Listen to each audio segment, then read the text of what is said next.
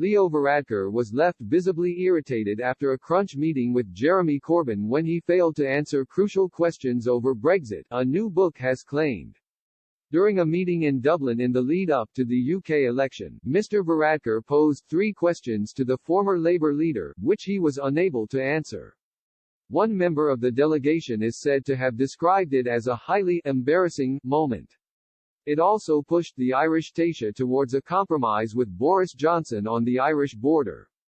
The moment was recounted in a new book, Left Out, which charts Mr. Corbyn's final period of the party leadership. Written by Patrick Maguire and Gabriel Pogren, Mr. Corbyn was unable to answer how the Labour leader would deal with Mr. Johnson as Prime Minister, whether the party would support a second referendum and what they would support from the Tories.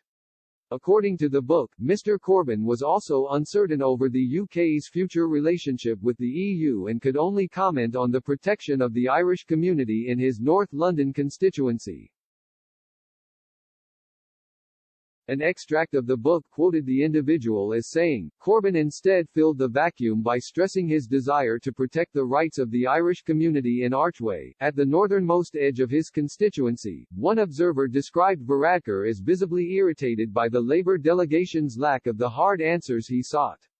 I don't think they saw any great trust or belief that Labour wanted anything or could push anything through. In Ireland we felt a deep frustration from them, in particular that we were just wasting people's time by that point.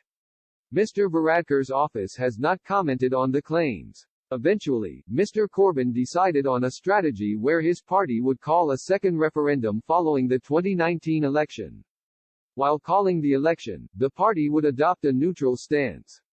Mr. Corbyn said prior to the election, my role and the role of our government will be to ensure that that referendum is held in a fair atmosphere and we will abide by the result of it.